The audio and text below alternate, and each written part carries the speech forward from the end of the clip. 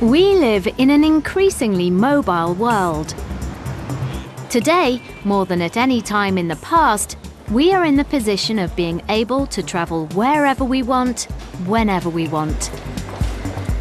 These days, we think very little about getting on a plane to fly domestically to another city in our own country, or internationally to a far-flung destination. But it's important to remember that the first commercial transatlantic flights didn't start until the 1950s. And for a long time, flying was a time-consuming and expensive business that simply wasn't accessible to everyday people. Technology fueled the development of international transport, but even more significantly, it has also transformed the experience of international travel and communication beyond all recognition. In the past, for those who travelled internationally for leisure or to live and work in another country, communicating with family and friends back home was a challenge. Less than 100 years ago, people had to rely on letters that could take months to arrive. While you were moving around and didn't have an address, you had to get mail sent to the local post office. This was called poste restante. If something was urgent, you had to send a telegram. But today, it's now nearly as easy to stay in touch with a friend living or travelling on the other side of the world as it is with the one standing next to you. For younger travellers, it's almost impossible to imagine how people explored other countries and lived overseas in a world before the internet and mobile technology.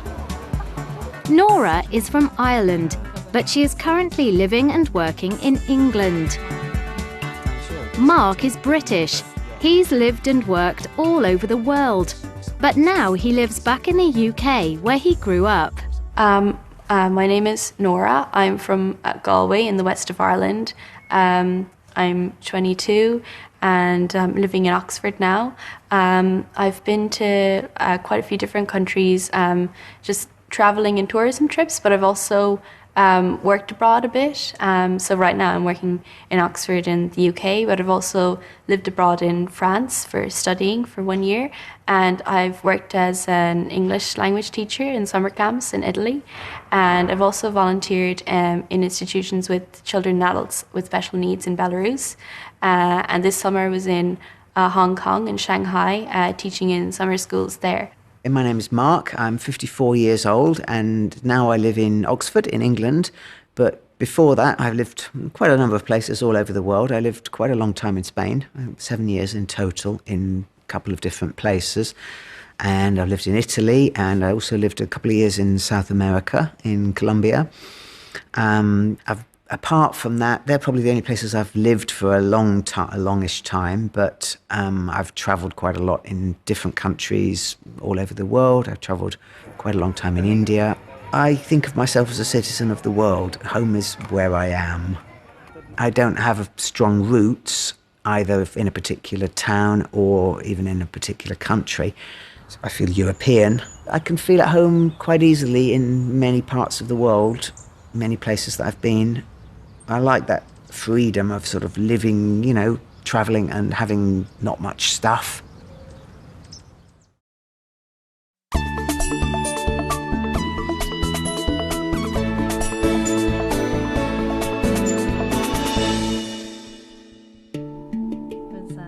While Mark and Nora have visited some of the same places, they have had very different experiences of international travel. Mark started to explore the world long before the internet and social media.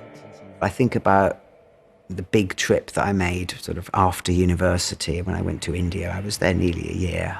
At this time, you didn't have very much contact with people back at home because, of course, we didn't have the internet. You had your rucksack and your guidebook and your Lonely Planet guide. And really, the contact you had with people at home was postcards, occasional letters. You'd get letters sent out to poste restante in like little post offices in different places in India where I figured I was going to be in a month's time or around Christmas.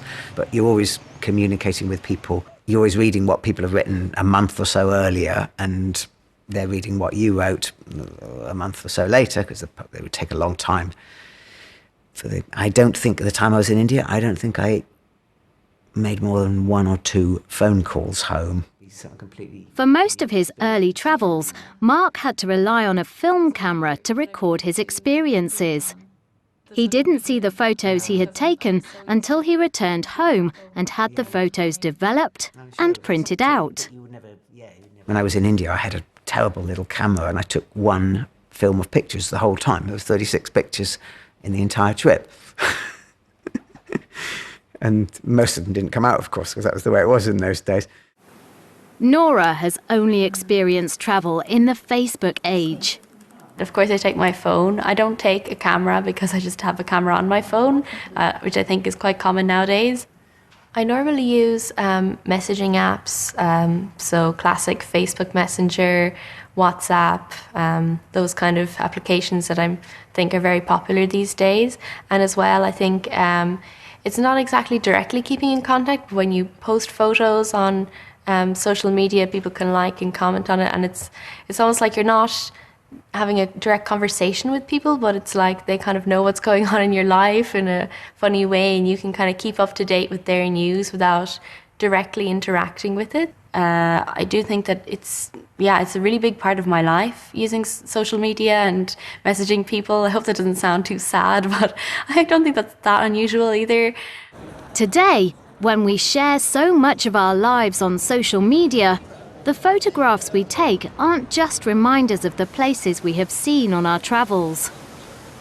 And I know perhaps sometimes I feel a little bit distracted and keep thinking about the impact that my travels might have on my social media presence or something. Like if I see a nice castle or something, I'm like, oh, I must take a photo of that and put it on Facebook, and what caption should I write on it and what filter can I use on Instagram? So maybe I'm not living in the moment quite so much.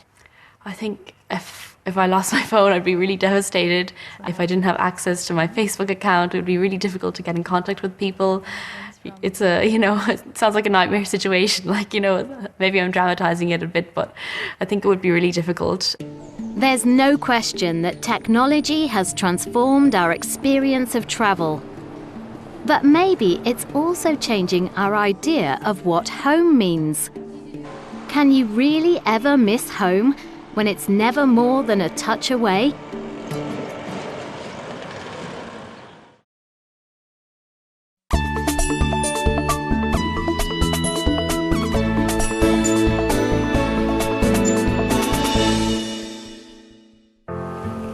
Plastic pollution is a slow-motion tragedy.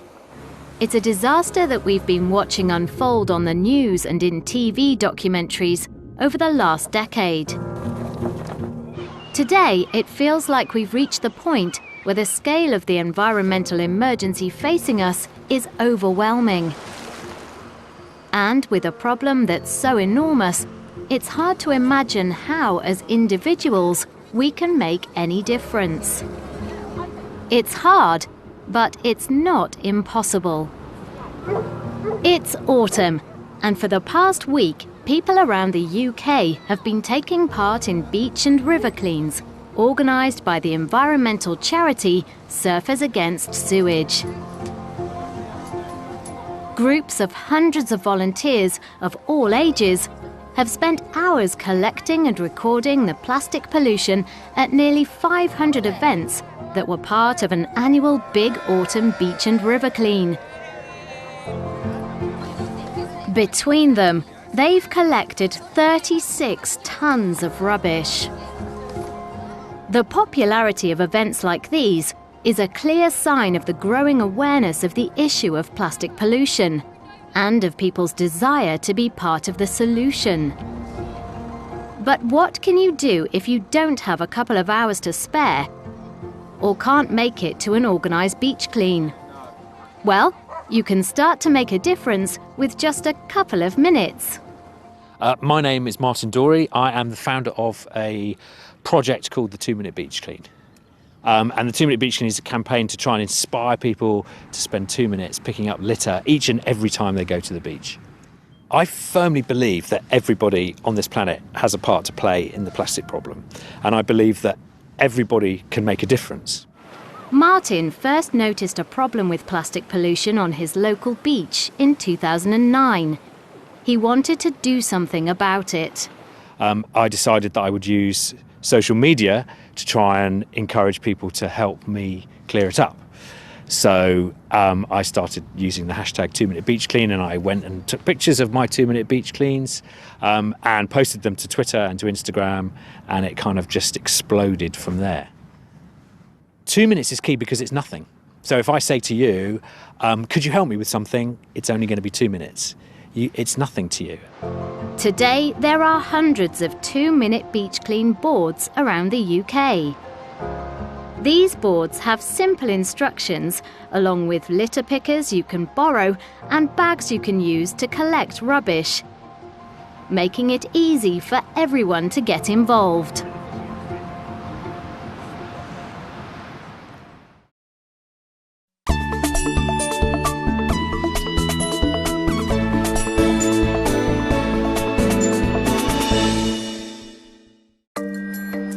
Social media has played a vital role in the 2-minute beach clean campaign. The boards encourage people to take a photo of the rubbish they have collected and to post it with the hashtag 2-minute beach clean. And social media is vital because we invite people to take a picture and then upload it to social media, and that gives us the weight that what we're doing, we can count it if you like. And it's just a way of people being included. So there are lots of people who do beach cleans, but then they maybe felt like they were alone. But when they post to social media, they join a kind of family or tribe of people doing exactly the same thing, so they can start to feel that their effort is adding to somebody else's effort, is adding to somebody else's effort. With the help of social media, the 2-minute beach clean idea has been spreading around the world. And when you look at the Instagram posts, we've had them from every continent, including Antarctica, and there are something like 88 or 89,000 of them to date, of those that are spelt right. So we know that there is a minimum amount of litter being picked up, which is great because it means that our campaign is effective. The 2-minute beach clean movement isn't just encouraging people to clean up plastic pollution. It is also trying to change people's behaviour when it comes to using plastic. There are a number of items that always appear in any beach clean. These include plastic bottles, bottle tops, food wrappers, and plastic cutlery, including straws, and cotton bud sticks. None of us need to use any of those items. So if we all cut them out tomorrow, we reduce the amount of litter going into the sea by 1/3. And that's amazing. And that means that we can all make a difference. Single-use water bottles are a really great example of our world going mad. It costs 500 times more to buy bottled water than it does to get it from a tap. We think nothing of asking for tap water in a restaurant. Why shouldn't we do it somewhere else? And the reason that we feel bad about it is because we don't want the shopkeeper to say there's a fridge full of water there and they're £1.50 each. And that's a symptom of how crazy our society is, that everything has a price. And a basic human right like water has been packaged up, bottled up and sold to us who are being stupid for buying it, when actually there's a perfectly good solution coming out of every tap. But whether you are taking part in an organised beach clean or doing a 2-minute beach clean, is picking up some litter off a beach really a solution to the plastic pollution crisis, when the scale of the problem we face is so enormous? It's too big for us to be able to understand. But if you say to somebody, pick up litter for 2 minutes, and tell them it's enough, they will be able to stop feeling guilty about not doing it all. But that 2 minutes is enough, because you add that to the other 2 minutes and the other 2 minutes and the other 2 minutes. It soon adds up. It's a message to invite them to do more. So once you've done your 2 minutes, start there and move on. Do 8, 10. I love it when people send me pictures that say, I did a 2-minute beach clean, but it turned out to be 40 minutes. And they go, ha, ha, ha. You know, I say, brilliant. You've done 40. Fantastic. Carry on. You know, I don't mind that they think that 2 minutes is a bit of a joke, because it's starting that matters. And if we can get people started with 2 minutes, then who knows where they'll go onto, whether it's an hour, or whether it's changing the way they live, or whether it's cutting out plastic, or whether it's picking up litter in the park, in the mountains, on the beach. I don't care, as long as they start.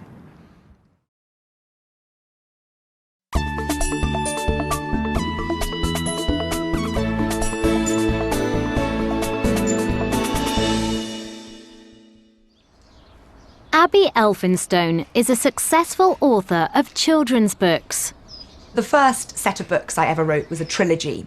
The Dream Snatcher came first, the sequel was The Shadow Keeper, and then the finale was The Night Spinner. After that, I wanted a change of format. I wanted to write a standalone book. So Sky Song exists as a story completely as a whole by itself. Now, though, I'm writing a brand new series called The Unmapped Chronicles, and that I think might be 5 books, which I think might be called a quintet, but I don't know. But we'll see. I've written 2, and I hope to write 3 more. I write adventure books with a little bit of magic. So I straddle 2 genres, adventure and fantasy. My books are quite scary in parts, so readers as young as 7 sometimes read the books but get a little bit scared. So I write a different story with every book, obviously. The plot is different, but the themes, the messages of every single book I write are the same. I believe that values of courage, kindness, hope, and friendship are the cornerstones of what it means to be human. And we live in a world that is often politically, socially, morally very turbulent, very difficult to understand. And so I think now more than ever, it is important to return to this idea of being tolerant, being kind. Abby hasn't always been an author, and her journey to getting her work published wasn't always easy. I began working life as a teacher in a secondary school, and I taught for 5 years, English again, and I tried to write books at the same time as teaching, but if anyone has been a teacher, they'll know that there is a lot of marking. It's a very tiring job. So the time I gave myself to write was a tiny bit, 2 hours, 1 hour every night after I'd finished marking. So eventually, on my 4th book, my 97th try with a literary agent, I got an email saying, yes, we love this and we would like to represent you. So it took a long time, but I think inside every person, or maybe it's just some people who face ongoing rejection, there grows a quiet grit, a determination to succeed no matter what. So I just kept holding on to the positive comments and tried to rework them into a book that was going to be perhaps marketable, successful, enjoyable for readers.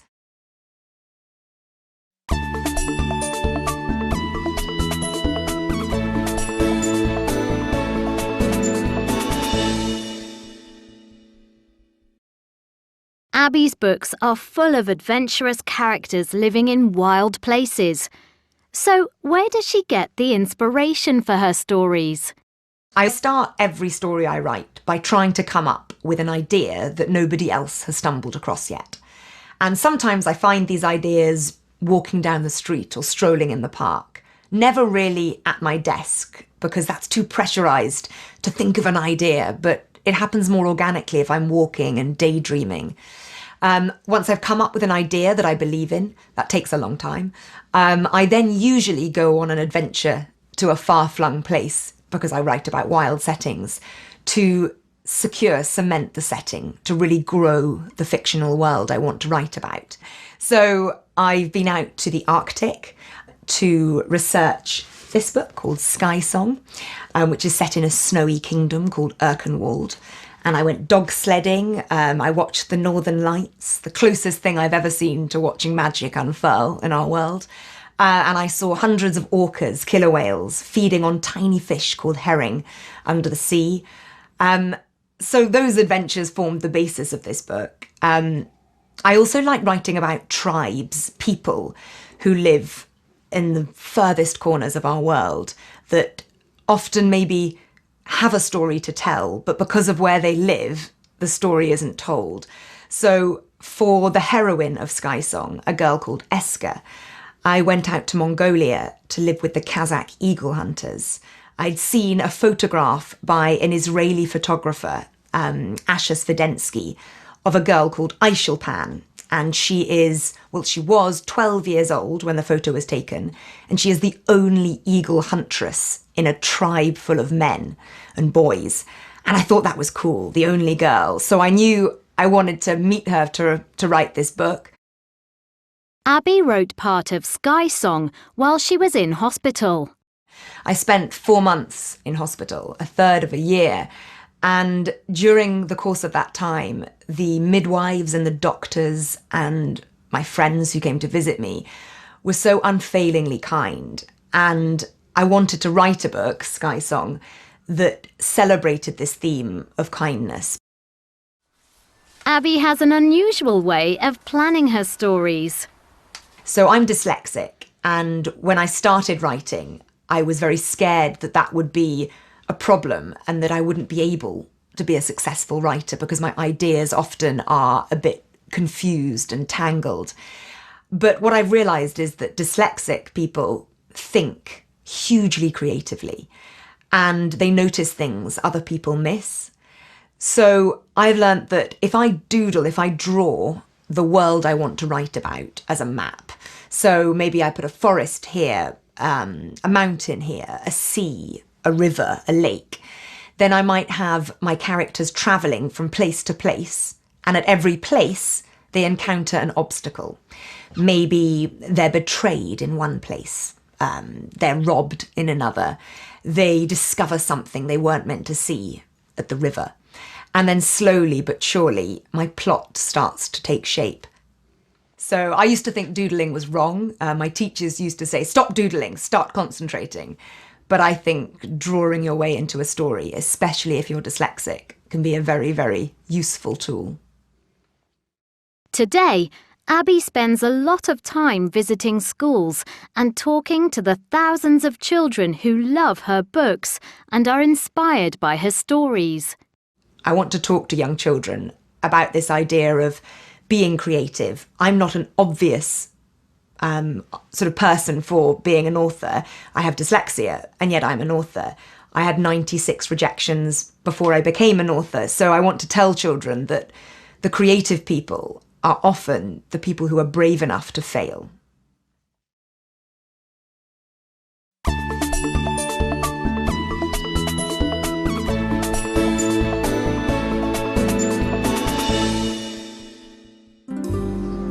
It seems these days we can't escape fake news.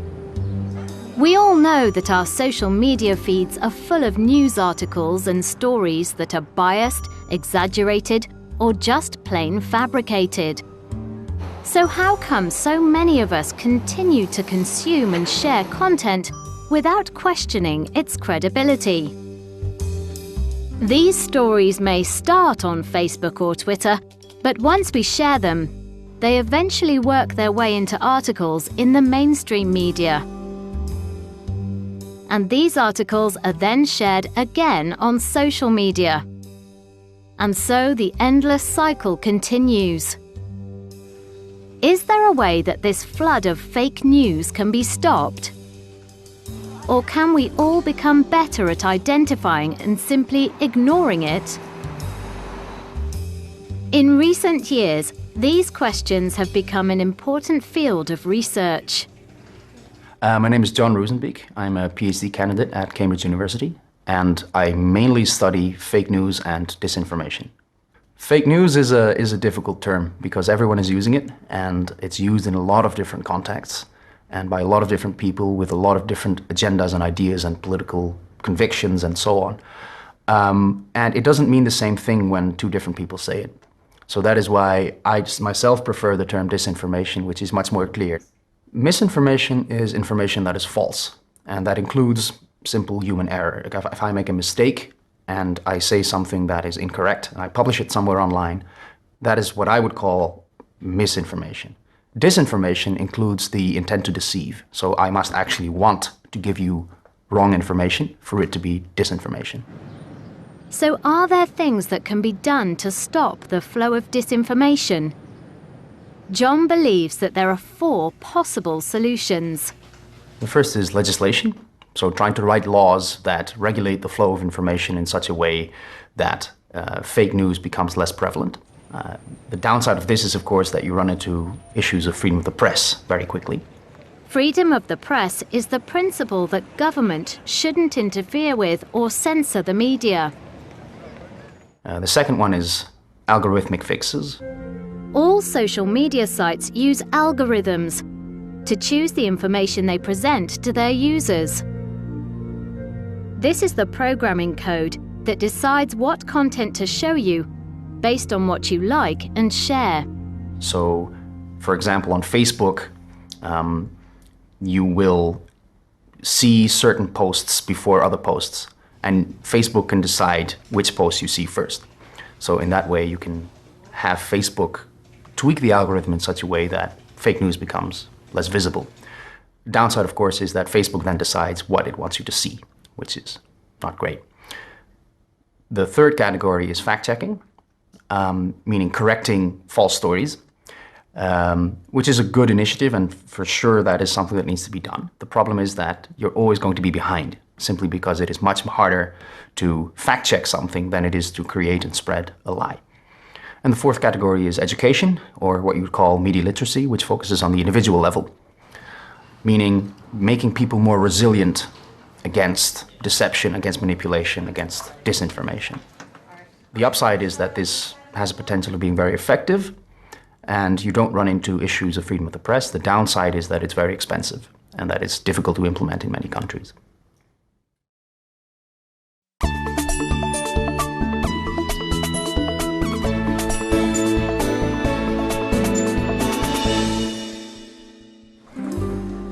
If it is so difficult to stop the flow of disinformation and fake news, is there a way we can protect ourselves from becoming infected with it?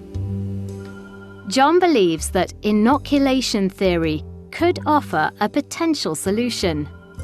The idea behind inoculation theory is that information can work in the same way as a virus or a bacterium.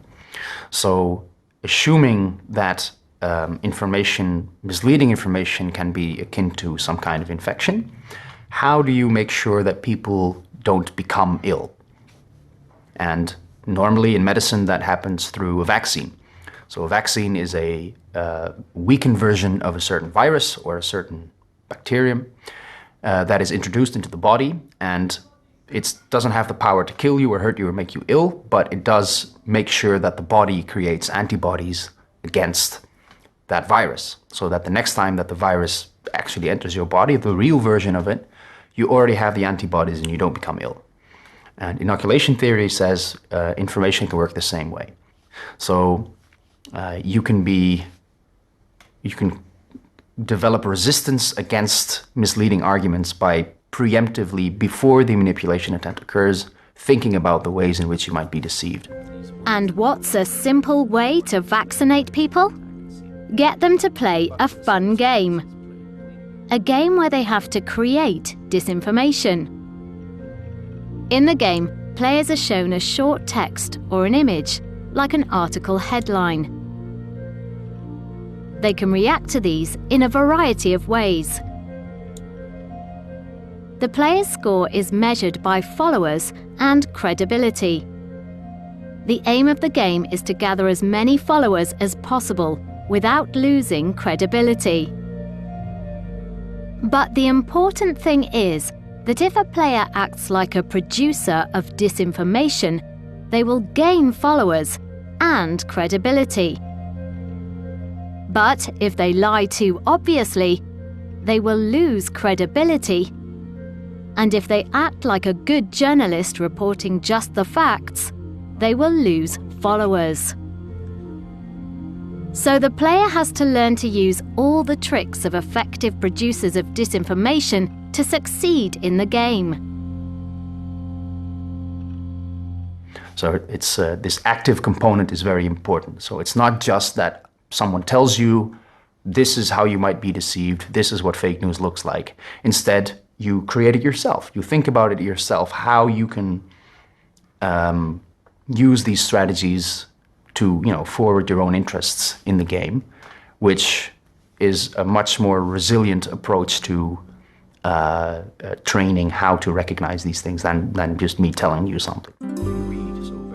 John's hope is that by the end of the game, the player will have received a small dose of the fake news disease, and they will be starting to build up antibodies. So the next time they are online, they will recognize the disinformation strategies being used on them and think before they share. So why not play the game and vaccinate yourself today?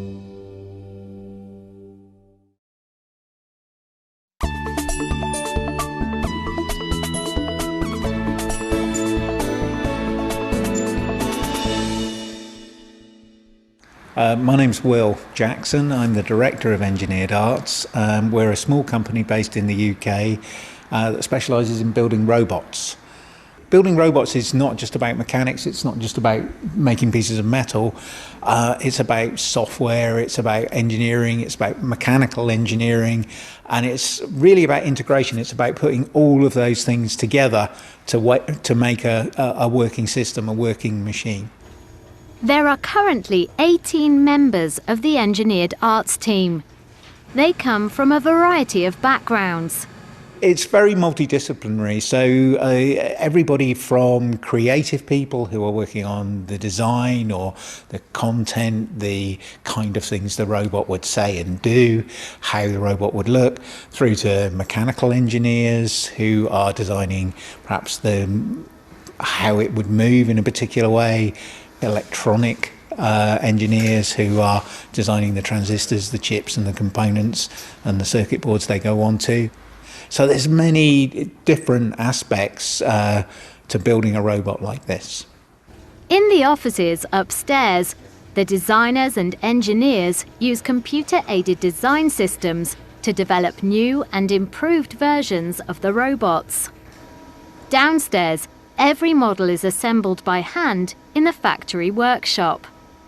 But you're never going to find any of the robots they are building here working in a factory. When they are finished, these robots won't be replacing workers on an assembly line.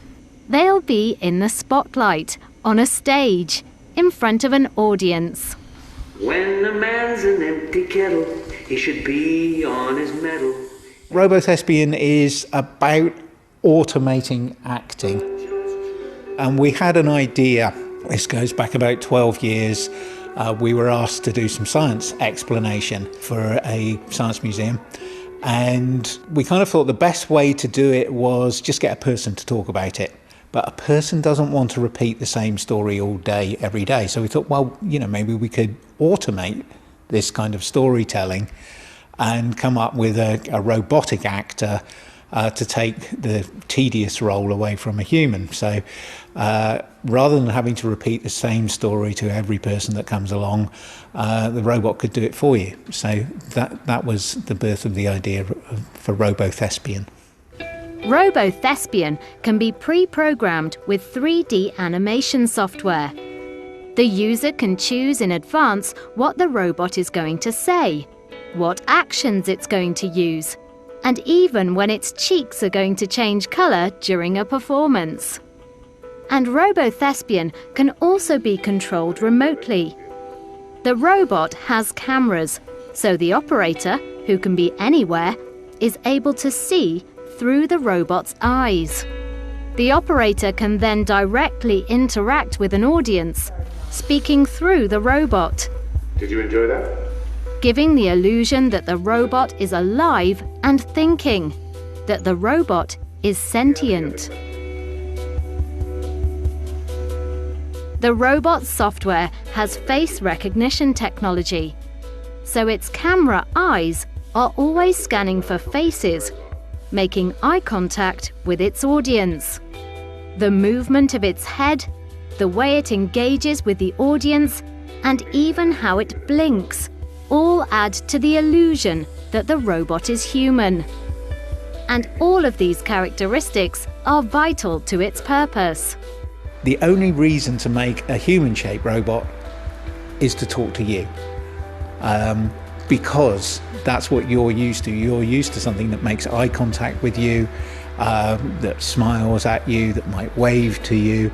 These are the ways we communicate as people, and if I want to make a machine to communicate with people, I need to emulate those human characteristics.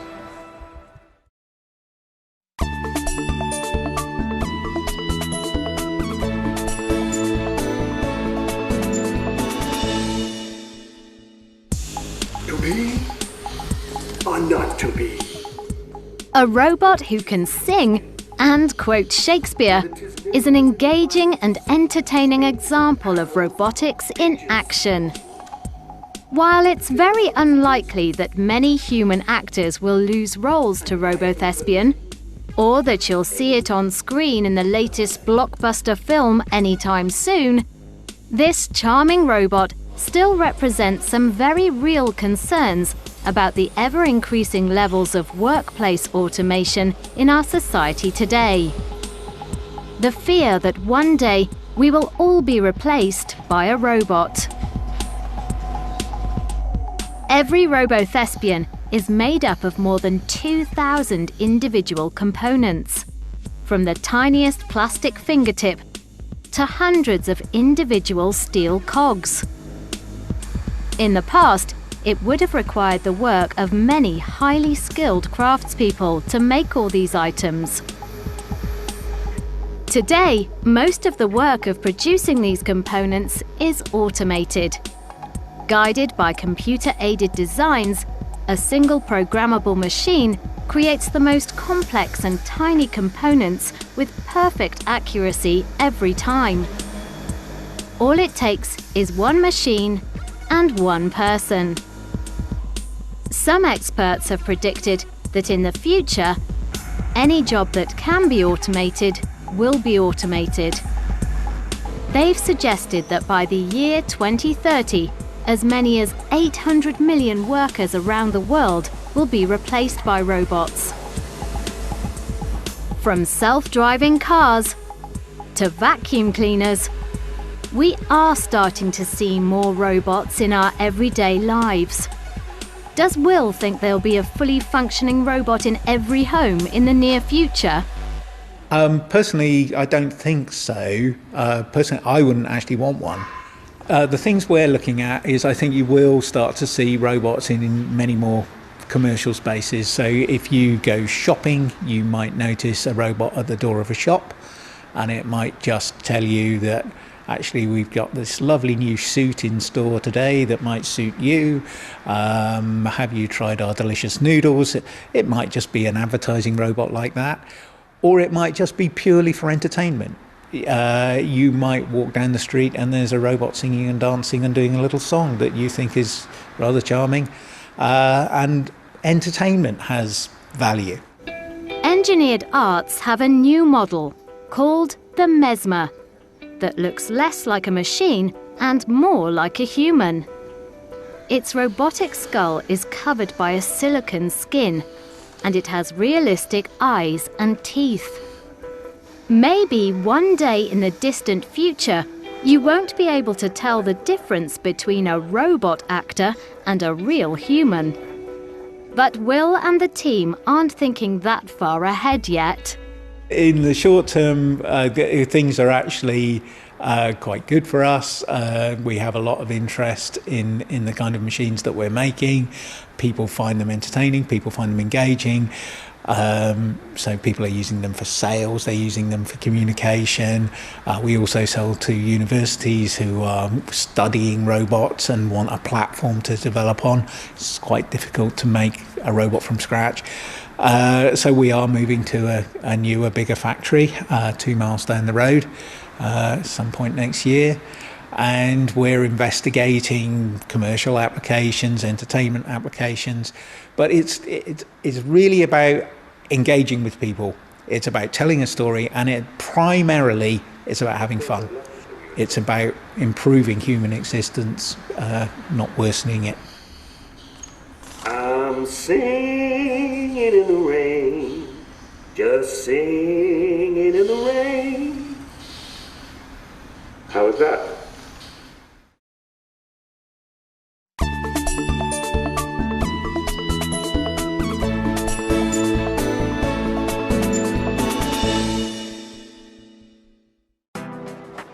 Today, brands are everywhere.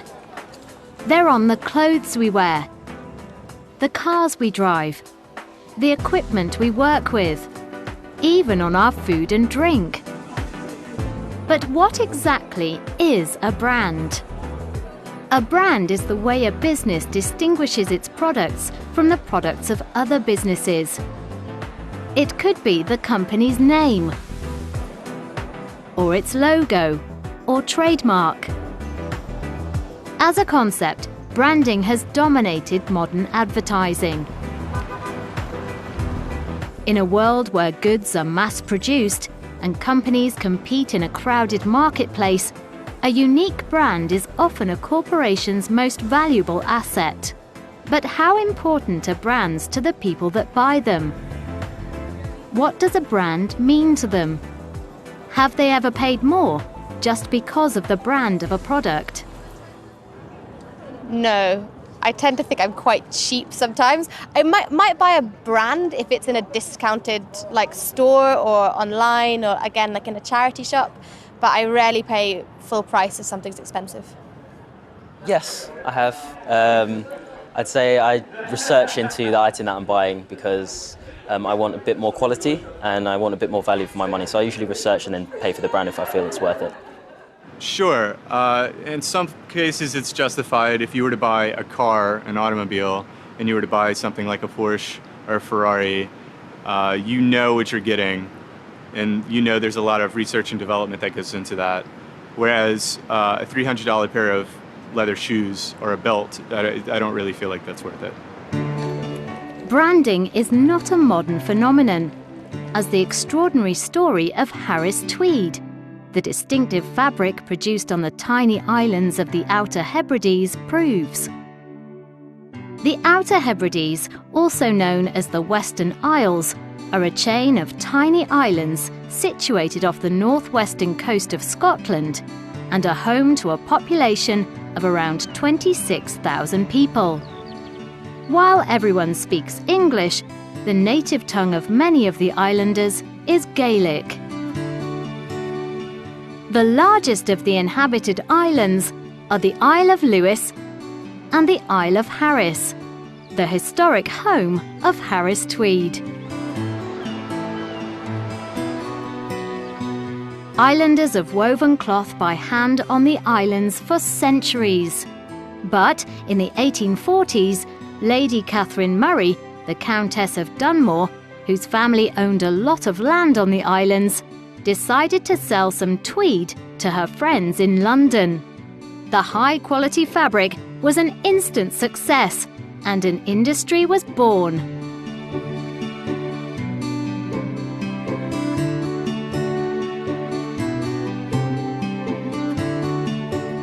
In 1909, the Harris Tweed Association was founded, and the famous Orb trademark was granted.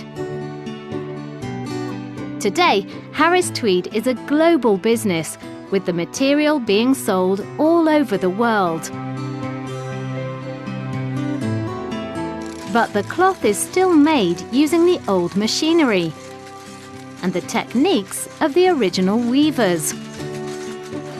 And, uniquely, it's a process and brand that is protected by its own Act of Parliament.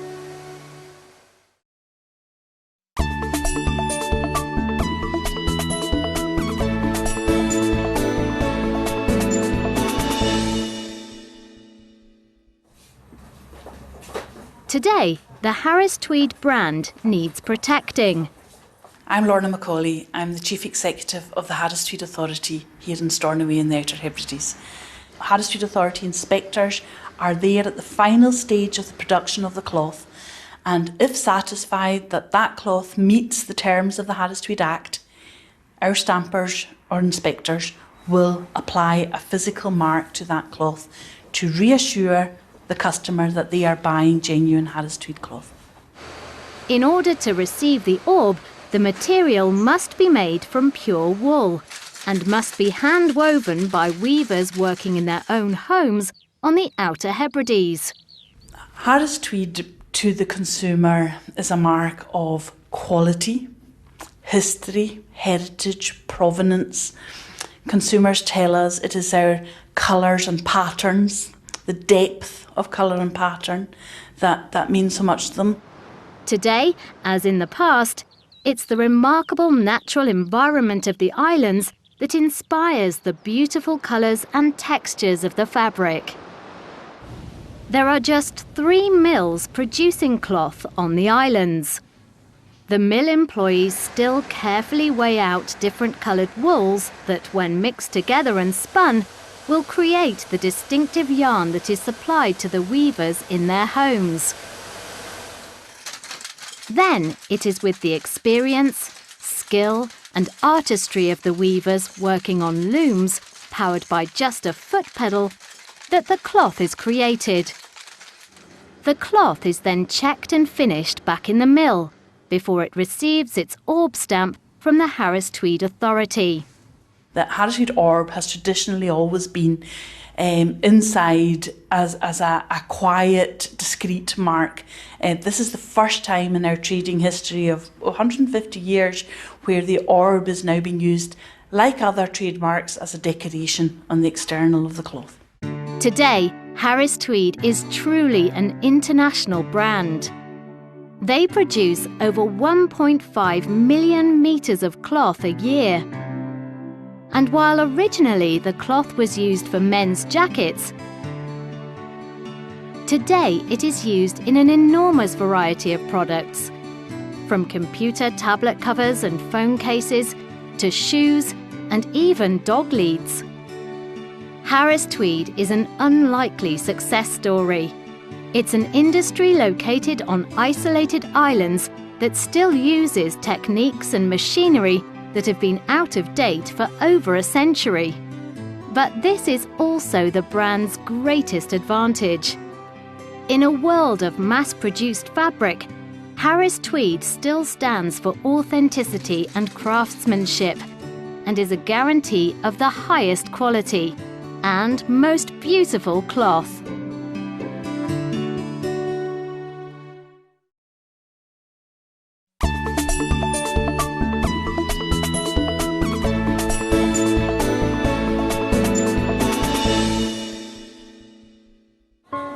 Where might you first meet the love of your life? At school? At work? On holiday? Or just while you're waiting for a train one day? Ask any couple and they will be able to tell you the story of how they met and decided to spend the rest of their lives together. We met at a wedding in France, a mutual friend's wedding. In Cannes, to be precise. Mm-hmm. It was a lovely wedding, yeah. She was a bridesmaid and I was one of the guests, and we hit it off. Mm-hmm. So how did you end up together? We hit it off at the wedding. We were put at the same table. At the same we put at the same table. We got on very well. It was a 3-day wedding, so we got to know each other very well over those 3 days.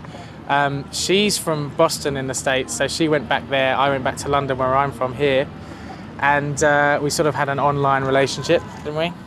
And then Skype yeah. For a couple of months, and then she came to London to do her MBA, and we spent about a year together in London, and now year and a half, and now we're in Boston living together. Mm-hmm. We met on Tinder, an online dating app. We're both sort of in a similar sort of mindset. We're both quite fresh out of long-term relationships. I think we both went in like not really looking for anything special, but then the more we started talking, the more just things progressed, and now we're like about 2 years in. But in an increasingly busy world, you sometimes struggle to meet new people. And occasionally, it takes something a little out of the ordinary to bring two people together. This is Olivia and James. They've recently got engaged and they're planning their wedding, which will take place in Scotland next year. Olivia and James's love story had quite an unconventional beginning. I put myself forward for a blind date in a magazine, in a national newspaper. And 9 months later, I got an email saying, we found somebody, would you like to go out for dinner and meet this mystery person? So that's how I met James, was turning up to a restaurant and seeing him for the first time. I also wrote into the magazine, and 2 days later they contacted me and said, actually, I know we said we wouldn't find anyone, but we have found someone. Would you be interested in going on a blind date? Which I obviously said yes. And about a month later, we met at the restaurant. I was told Olivia's name, and I was told what she did, how old she was, and a few interests, and that was it. Yeah, it was the same, and they told me that James was interested in architecture, writing, and theatre, I think. Oh, Yeah. Sailing. Yeah, 3 things. So Yeah, and I remember you were interested in the arts, I think, and also architecture. I think that's where they connected us.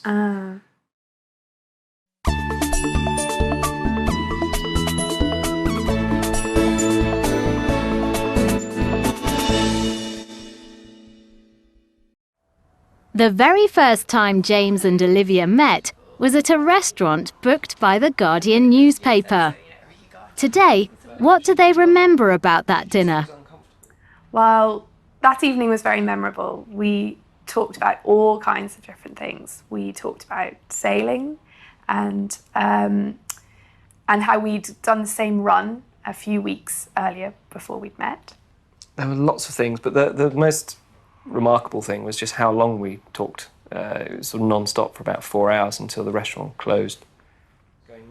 Even before they had written the feedback for the newspaper article, Olivia and James knew that they wanted to see each other again. After the date, I got a text from James the next day, which is perfect timing. And it was a really lovely text saying what a lovely evening he'd had, and it was very nice to meet me. So I immediately replied and said, brilliant, let's meet up next week. And so we arranged a time to meet up. So Olivia and James became a couple. And 2 years on, what is it that makes their relationship work? Oh, that's a good question. I think what makes our relationship work is, well, we've both got a good sense of humour, and I think James is hilarious. So I'm laughing a lot all the time. That is very important, humour, I think. Yeah. Not just general laughing, but being able to diffuse moments with humour is very important. And if you don't share a sense of humour, it's hard to do that. And the relationship works so well that they've decided to spend the rest of their lives together. We had known each other for just over 2 years when I proposed. Yep. About 2 years and 2 months, I think. We were going to the theatre to see a play, and it's the National Theatre, which is quite a cool building. And I thought I could propose somewhere in the theatre. So we then arrived at the theatre. Olivia said, "Oh, I'm really looking forward to lunch. I'm very hungry." I had been promised lunch before the play, and then there was this change of plan. I got really grumpy. I said, "Why don't we just go on a tour?" Because we don't have time. It'll be brilliant. It'll be a great, they're really good. It'll be really short. He said, "No, it won't." I went, "Come on, it'll be brilliant." And so Olivia stood there with her arms crossed whilst I waited for the lady to arrive to take us. Yeah. She took us straight to the biggest stage at the National. There are 3 stages, and the biggest is the Olivier stage. We needed something to prompt us, and so she said, "Well, you have the audience of the Olivier here. Is there anything you'd like to say to the audience?" And Olivia laughed, and I said, "Well, actually, Olivia, come and sit with me on the chair, on the 2 chairs." And she said, "Oh no, what are you going to do now?" And I said, "I've actually been planning this all week." And she said, "Planning what?" And at that point, I sort of slid off my chair and onto my knee, and asked her to marry me. She sort of gasped and said, "Yes," and grabbed me, and a big hug. And the news of their engagement didn't just thrill family and friends. The girl who set us up she was lovely. And she was lovely, you know, as things worked out. We stayed in touch with her, and, you know, we told her quite quickly when we got engaged, because she'd been doing that job for quite a number of years, and we were the first couple she'd set up to get married. So apparently when I sent the email or text or whatever it was, she stood up in the middle of their open plan office and put her hands above her head and said, We've got a blind date wedding! So, yeah, it meant a lot to her, I think. yeah.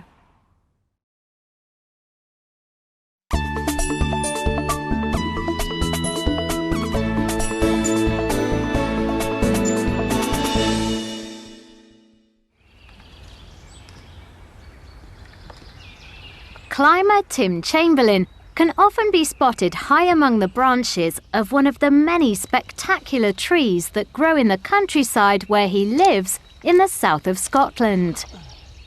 My love of climbing came from childhood, I suppose. I climbed trees as a child, but very small ones. And then I climbed slightly larger trees and got a little bit scared. And then I took up bird work and spent a lot of time working at height with birds in the trees. And I just love being up there. Trees give me an amazing sense of tranquility and sort of ease of being up there. When I climb a tree, it takes you into a space that is very relaxing and rewarding and away from all the chaos of the rest of the world. Tim, whose previous career was monitoring rare birds, now runs his own company called Wild Tree Adventures. The company, which is based in the Scottish borders, is a recreational tree climbing company.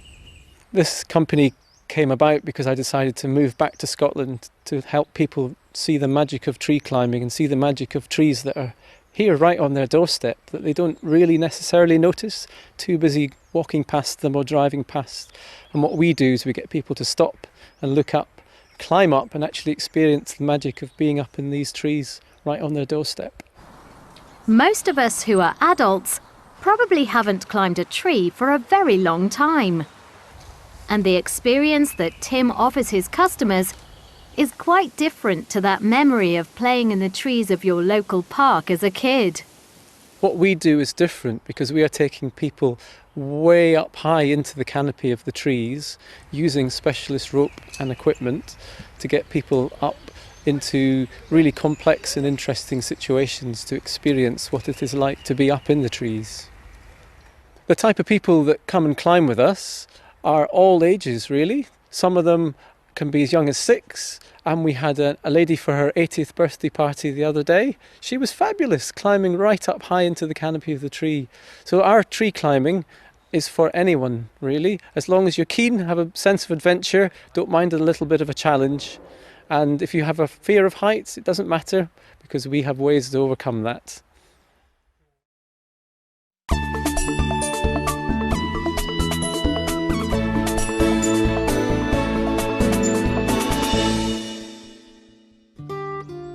Today, Tim is at the stunning Doik Botanic Gardens, which is home to some of the oldest and tallest trees in Britain.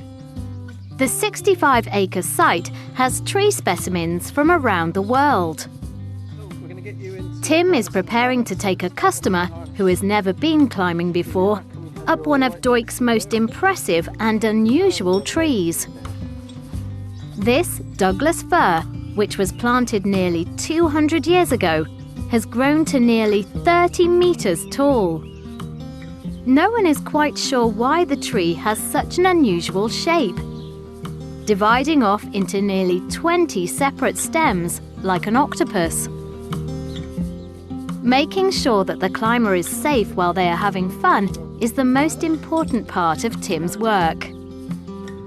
Children today are often told that they can't climb trees because we are very risk averse in today's society, and that means that people don't know how to judge risk. And actually what we are doing is we are doing something dangerous, but we are doing it safely. With a tree such as the one we're climbing today, I have been here and specially risk assessed it and spent a lot of time inspecting and checking. So there's a lot of behind the scenes work that goes on just to make sure that it's all very safe. Even with all the safety equipment, the helmet, the harness, all the specialist ropes, the tree still looks daunting to the new climber. So Tim clearly explains how to climb safely using the system of ropes and knots. He is reassuring and encouraging, and soon the climber is ready to go. Tim makes it very clear that what they want to do is climb at their own pace.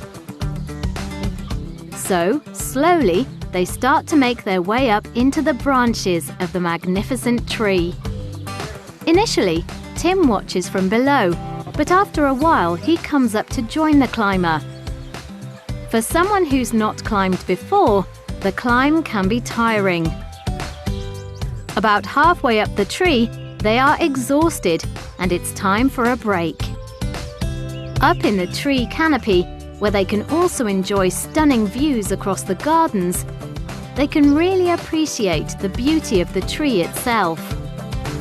When you're actually up inside the tree, you're feeling the tree moving and swaying. You get a huge understanding of how the tree actually acts and lives in different weather conditions. And often that's where the wildlife is, right up there in the canopy. And you get the birds flitting right in front of you, and that's really special.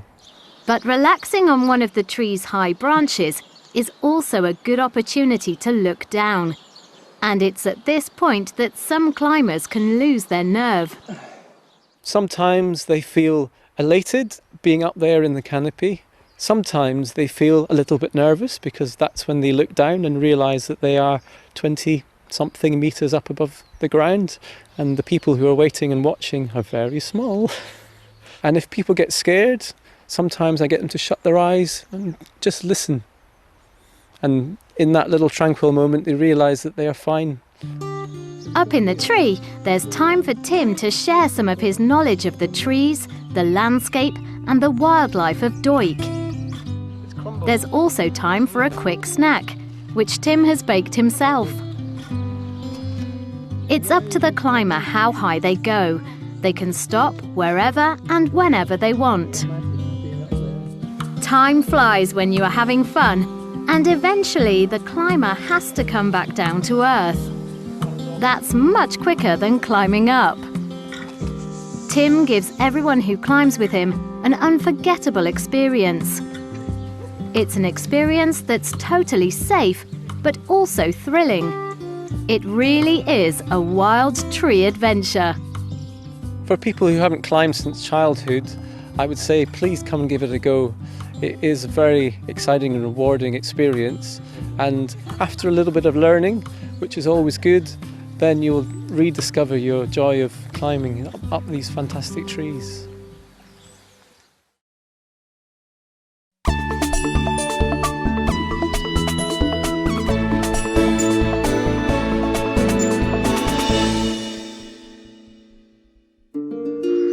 It's a beautiful spring morning in the quiet countryside of County Durham, in the northeast of England. On a hill overlooking the gorgeous countryside sits Pockerley Old Hall. The new hall was built in the late 1700s and it's now a bustling hub of a home. In the kitchen, the maid is making bread for the family. She doesn't need to follow a recipe. It's a job she has done every day since she came to work at the house as a teenager. Down at home farm, the farmer is preparing a field for the crop of Swedes that will be planted soon. It's now Victorian times, but farming is still back-breaking work. In a time before tractors, the farmer relies on his workhorses and his own skill and experience to get the job done. Of course, none of this is real, but this is how life used to be in the northeast of England in the past. This is Beamish, the living museum of the north. Visitors come here to see how people used to live, eat, travel and work in the period from the 1820s to the early 1900s. Situated close to the city of Newcastle, Beamish is one of the most popular museums in the UK, with close to 500,000 visitors every year. And the museum's success is not exceptional. In modern times, there seems to be something of a resurgence in interest in how we used to live. Living history museums and carefully preserved ancestral homes are increasingly popular destinations for people to visit. So why do we seem more interested in seeing how people used to live than how they live now? Why are we so interested in the past? It's our heritage, it's where we come from. I live in a really old city, I live in Edinburgh in Scotland, and the history's everywhere. You walk down every street and it's full of old buildings, and you imagine who might have lived there, 100 years ago, who stood where you were standing now. I think some people probably might not have been interested in finding out about their past and their heritage, but then they might be drawn to it because they fall in love with a book or a movie or a TV show that they're really interested in, and that sort of triggers some interest. Nearly everyone agrees that we have a lot to learn from the past. But do they agree that in the modern age, it is still important to keep the old skills alive? Definitely. I believe so. I think we need a little bit of the past to mingle a little bit with our present. Too much of, I think if we got rid of it, then we would just lose who we are. I think old skills in terms of cooking and baking will always be important in day-to-day life, but plowing with horses and knitting may not be as important. I think it's a great skill to have, but given modernization of technology and mass production of things, I think many of those skills are probably going to go by the wayside into the future.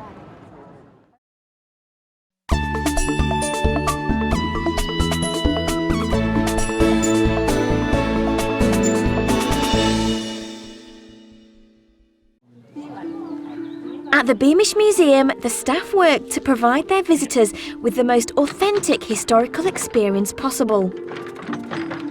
The museum opened in 1972, but work started on the collection long before that. In the late 1950s, the old customs and traditions of the Northeast were starting to die out as industry in the region declined. The communities that used to serve the collieries, shipyards and farms were disappearing, and with them the old way of life was being lost. A project started to collect things from the past.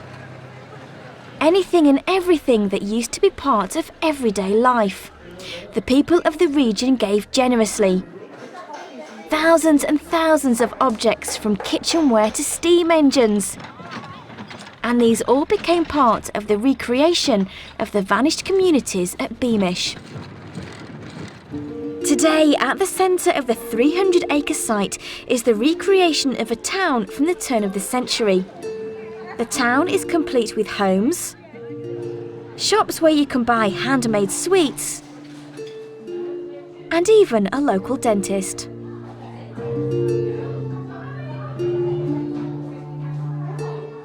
Visitors travel around the site on beautifully restored trams. They can visit Pockley Old Hall to see how life was lived by the local landowner, his family and staff. And they can visit a colliery village from 1913 and see the cramped workers' terraces where women used to bake bread in communal ovens behind their houses. They can also see the local school where the boys and girls were educated separately, and the tiny pit ponies who used to work down the mines. Visitors can even get an authentic taste of the past from this takeaway where the cooking is still done with coal fires, just like it used to be. And the fish and chips are just as popular and delicious as they have always been. And more than just a museum, Beamish has become an invaluable educational resource. As well as offering its visitors a glimpse into how life used to be lived, it helps to preserve and pass on old skills through a range of short courses. The old ways are all brought to life by the costumed demonstrators who work at the museum. It's their job to interact with the visitors, to provide insight and explanations of the world around them. Visitors range from primary school children to the elderly, and their reactions to the experience can be very different. Sonia works as a maid at Pockley Old Hall. So what do the older visitors find interesting when they come to see her in the kitchen? Really, they're interested in the things that they can remember from their childhood or from their grandmother's house. So it's, oh, I used to have one of those, or I can remember when we used to use this. You know, a lot of things, although we're set in the 1820s, a lot of things carried on until early last century. So things, you know, if things weren't broke, you didn't replace them. So things went from generation to generation to generation. And how is this different from her younger visitors? The children, when they come, they're absolutely amazed by the fire. A lot of them have never seen a real fire before. Some of them are actually quite reticent. They don't really want to go too near it because obviously they've been told, stay away from fire. Sonia learned her baking skills the traditional way. And after working at Beamish for many years, she is used to her life as an 1820s maid. And there are few things in the modern world that she couldn't live without. Well, the skills that I'm using today are skills that have been passed on from mother to daughter through generations. So I'm just doing what my mother used to do and what my grandmother used to do. I think I could pretty much live without everything that we take for granted today. But the one thing I think I couldn't really live without is international travel. The ability to move from one country to another with such ease, I think, is very underrated. The author L.P. Hartley once wrote that the past is a foreign country. They do things differently there. At the Beamish Museum, they make visiting this foreign country as enjoyable as possible. But they also help to keep it easily accessible to every generation.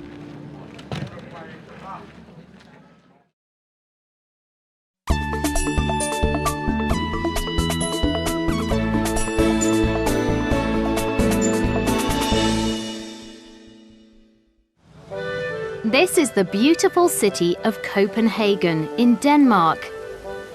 The city, situated on the eastern coast of the island of Zealand, is Denmark's biggest city and has been its capital since the beginning of the 15th century. Today, the city is home to over 1 million people, and it's a bustling and cosmopolitan city with stunning palaces and parks, great shops and world-class restaurants. But Copenhagen's origin is as a small fishing village established back in the 10th century by the most famous and feared of Denmark's old inhabitants, the Vikings. The legacy of a great Viking empire that dates back more than 1,000 years can be seen across Europe to this day. But now it's very hard to separate fact from fiction when talking about the Vikings.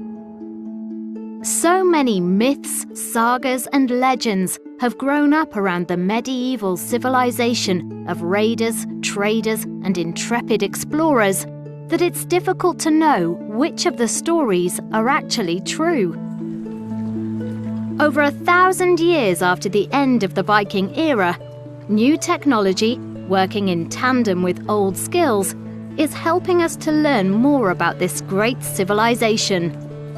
And some of the most important work is happening not far from Copenhagen in the historic town of Roskilde.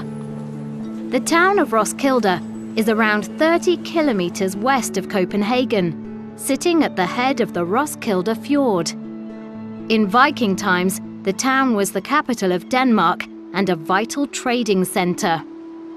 There had always been rumours that Viking ships might have been deliberately sunk in the Roskilde Fjord in order to protect the capital from attack from the sea.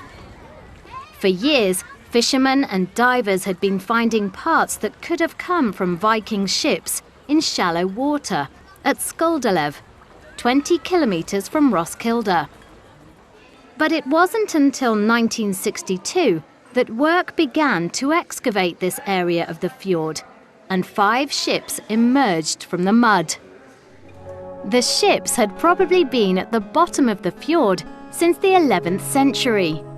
They were in thousands of pieces, and this left the archaeologists with a massive, intricate jigsaw puzzle that would take them many years to solve. Every piece of timber needed to be carefully recorded and preserved so that the ships could be rebuilt in the museum that had been specially constructed at Roskilde. Today, visitors can see the result of this painstaking work in the museum hall that is now home to the ships known as Skulderlev 1, 2, 3, 5 and 6. The ships range in size and purpose, from a cargo ship used on trading expeditions to a 30-metre ocean-going longship which would have been manned by a crew of 65 to 70 warriors. All these skeletal reconstructions were just the first step in a process that was to reveal an enormous amount about the Vikings.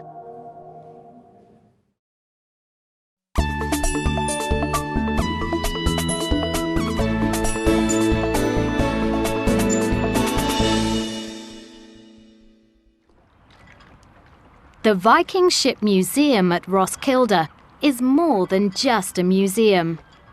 It's also home to a research institution and a working boatyard where they use experimental archaeology to uncover the secrets of the Viking shipbuilders' prowess. The team of archaeologists and shipbuilders at Roskilde take all the information from the remains found at the bottom of the fjord and use it to create exact 1 to 10 scale models of the ships.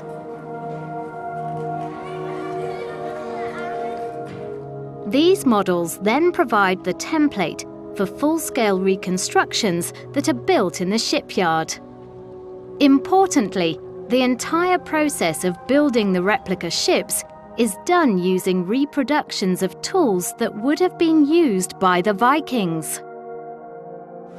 Finally, the completed replica ships are sailed and tested at sea in all weather conditions.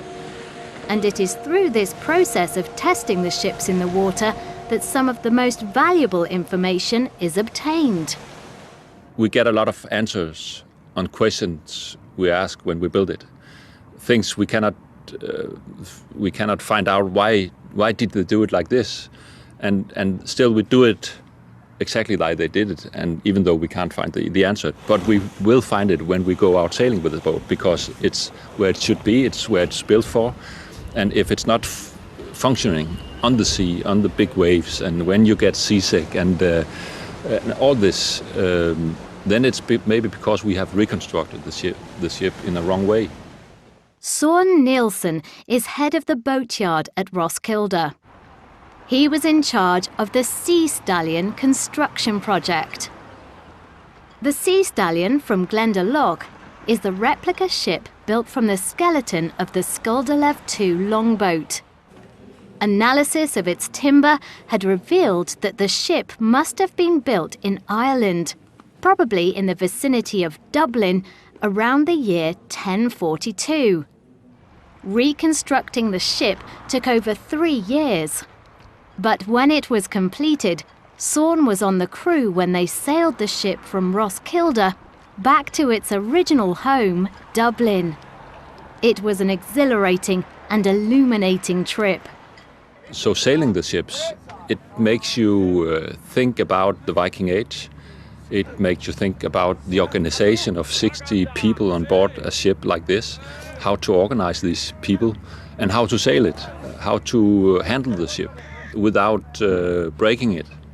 So it gives you a lot of answers on questions, but of course then it gives you a lot of new questions on a lot of things. How did they sail around north of Scotland in the Viking Age with 60 hungry people, warriors?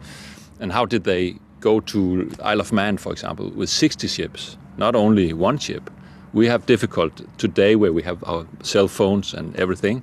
We have a lot of difficulties to actually organize this trip. But think about the Viking Age, where they came hundreds of ships. How did they organize that? Going into the coast at exactly the same time, be ready to fight, have water enough to be ship shape, and it's some of these questions you just have to ask yourself when you're sailing there. While the structure of the ship was authentic, the Sea Stallion had added modern GPS to ensure the safety of the 65-strong modern-day crew.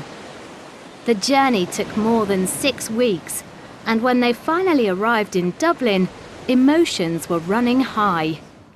I would say we were crying mostly, because when we went in, there was, 10,000 people, a lot of people. And Dublin, they think this, now we're coming back with the ship. It belongs to them. And the Sea Stallion, it was just in every Dubliner's heart, I think. They were there. And when we went into the big harbor, the big ships, they started, and people were just, it was a big moment. It was. Not because, we haven't crossed the North Atlantic or something like that, but it was just, we felt very, very welcome when we went to Dublin. In the past few years, another 9 ships have been unearthed at Roskilde, and work is ongoing to preserve and reconstruct these ships. And through this work, we will find out even more about the fascinating Viking civilization and the incredibly skillful shipbuilders that made it all possible.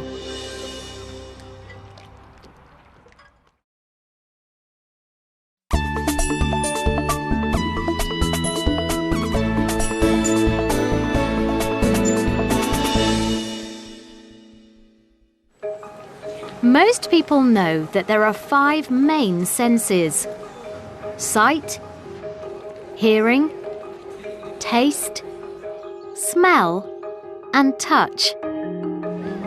And all of these senses are important in how we perceive the world.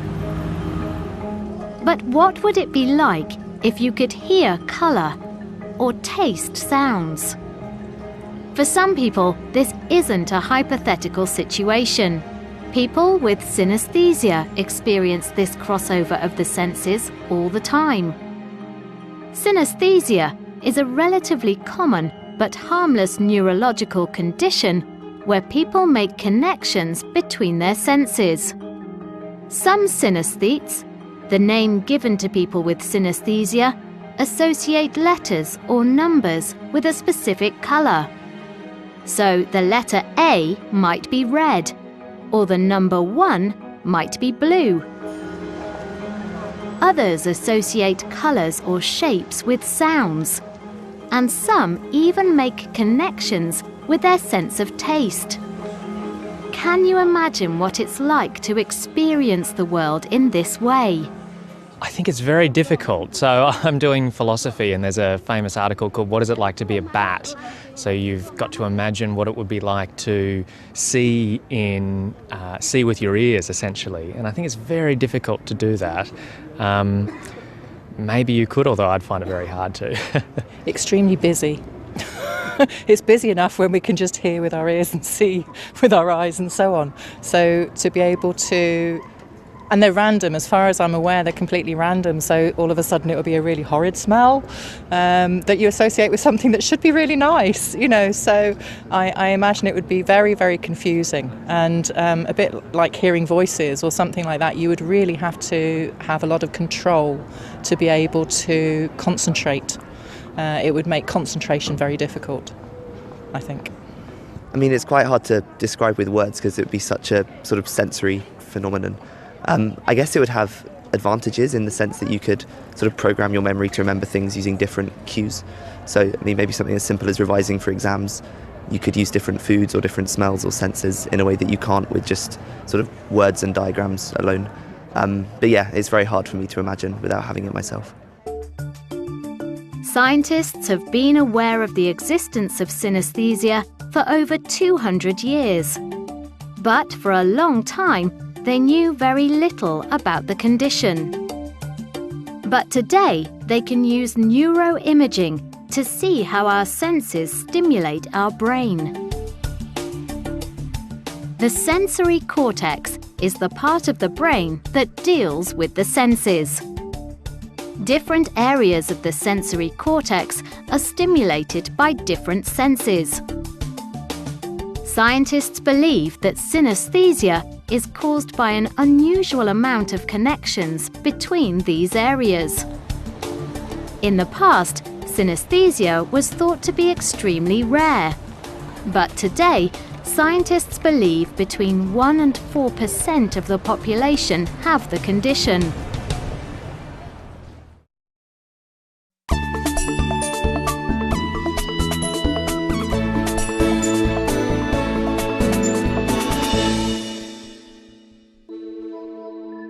These strange connections between senses all come under the term multisensory perception. And this is currently an intriguing area of scientific research. Professor Charles Spence is the head of the Cross-Modal Research Laboratory at Oxford University. He studies how multisensory perception affects the way we interact with the world and how this can be exploited. I'm an experimental psychologist working here at Oxford University, and I'm interested in the senses, in hearing and vision and touch, taste, pain, and how those senses get put together in people's heads. And in this building with a lot of neuroscience going on, which means we try and understand the rules that connect your eye to your ear to your nose to your mouth.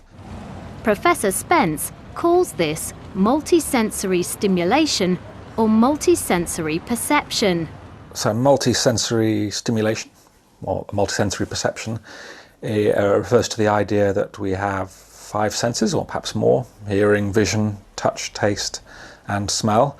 And most of the time when we experience the world or products around us, they stimulate most, if not all, of the senses.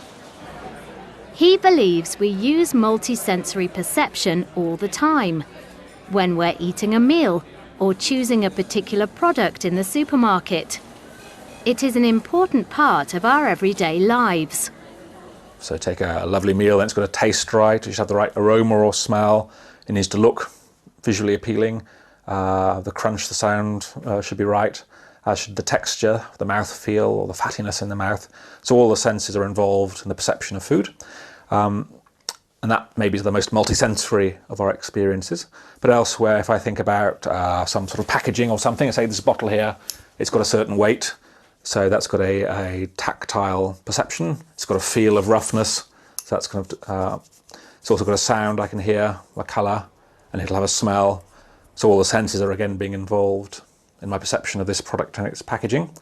And a lot of the work that we do with companies now is trying to help them enhance the multi-sensory appeal of what they're offering. Professor Spence's team are working hard to improve our understanding of multisensory perception.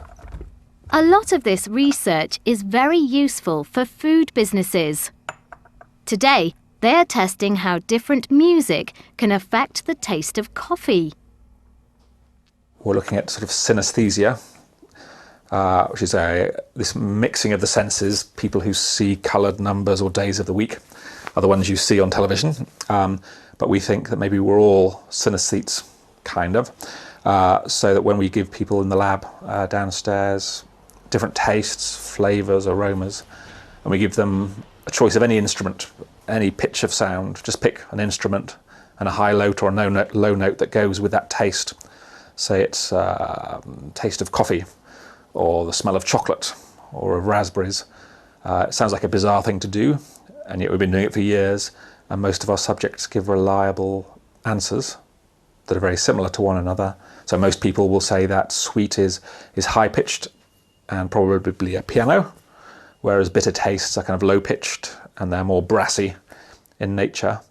And when you find subject after subject who says the same thing, then you can use those insights to try and create soundtracks that synesthetically match the tastes of food. We perceive the world through our senses. Everything we experience, we experience through our sense of touch, taste, smell, sight, or hearing. Therefore, a better understanding of how the senses work and how they work together will lead to a better understanding of the world we live in.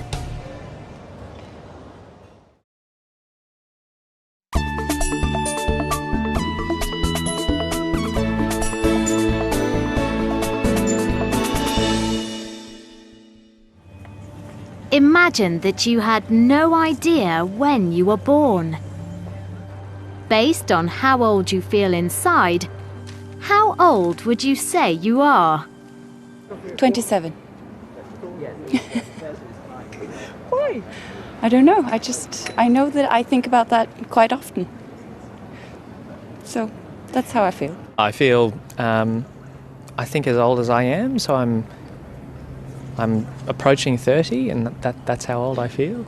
I would like to think that I'm probably about 62. And that's pushing it a bit. Oh, I mean, I feel 84, but I don't think anyone would believe me if I told them no. I don't know, maybe I wouldn't be able to answer that. I don't know. I mean, I actually am 21. Maybe more like 25? I don't know. Probably about 30. Just because I remember lots of very good times from then, and that's where I feel I am. I forget I've got grey hair, and when I look in the mirror I'm a bit shocked, really. Oh, that depends on the day, I guess. Like, it changes over time, but I'll probably say around early 20s. Of course, we can't deny the age we are, our chronological age.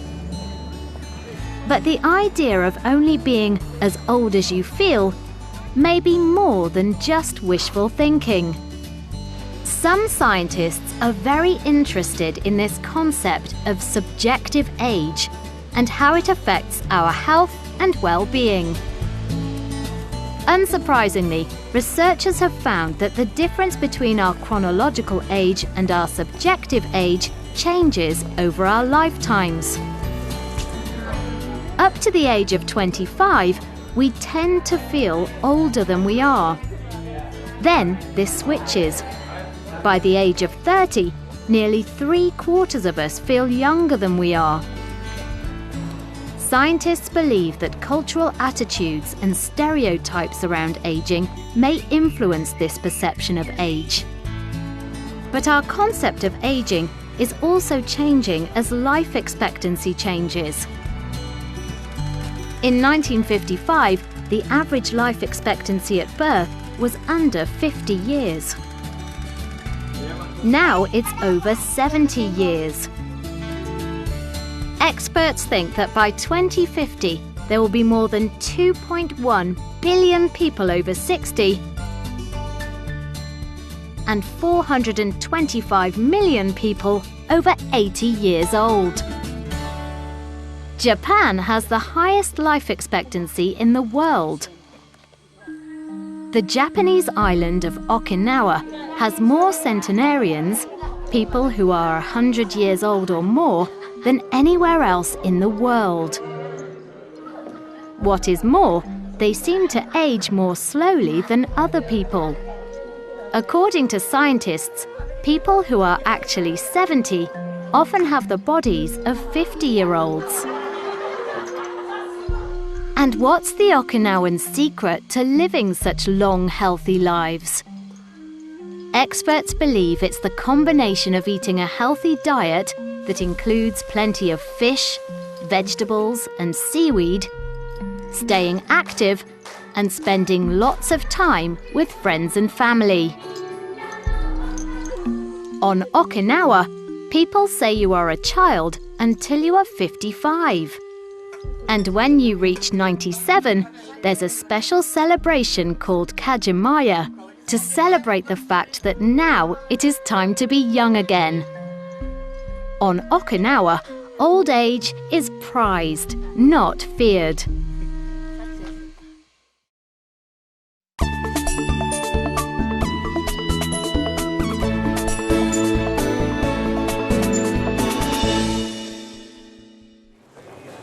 We all have a different personal experience of age and aging, In our teenage years, we can't wait to be older, to be able to leave school, to learn to drive. But by middle age, we might look back fondly on our youth, at the days before we settled down, before we had a job or a mortgage. What feels like the best age to be is very different for everyone. Is there an age you would be happy to remain at forever? 27. It's my ideal age. Why is 27? I don't know. I just think that I was between a grown-up and a youth, and I had a great time at that point of life. I still feel good, but that was even better. Life wasn't as serious then. Around about the 30s. It was an exciting time for me and my husband. It was before we got married, and we did a lot of travelling around the world, and we had a good time. So for me, that's an age I quite like. It's got to be your childhood, hasn't it?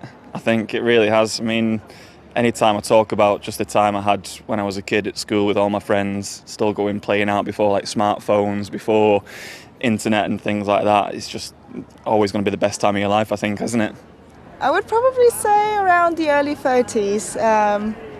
Haven't reached it yet, but I feel like it's an upward trajectory from there, and you feel a bit more like you're still young enough to change what you want from life, and you are at a place where you know enough to figure out what you actually want. Yes, well, I'd like to be a bit more energetic, so I might stay at 40. That's a sort of respectable age for climbing mountains and things. I think I'd pick the age when you've just got young grandchildren. I mean, I see my grandparents, they are just so happy with, new grandchildren coming along. I think at that age as well, you've perhaps achieved as much as you want to in your career, and even a career isn't the be-all and end-all in any event. While our experience of aging is unique, there is also an enormous amount of research that's being done into the effect of age on our abilities.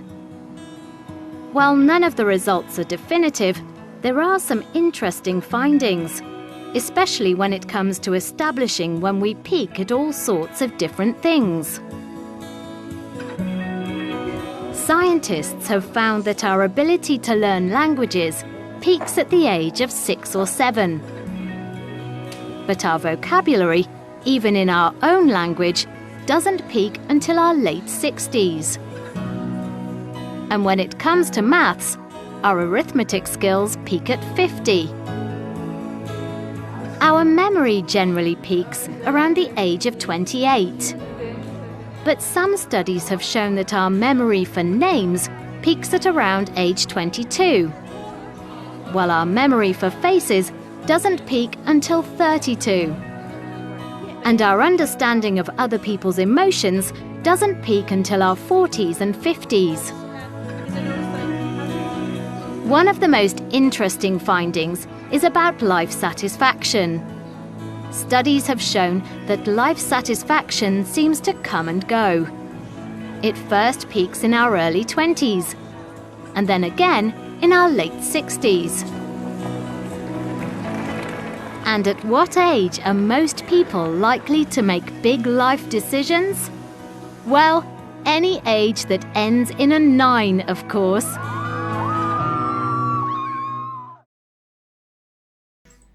Thank you for watching this video. Keep on practicing your English. See you next time.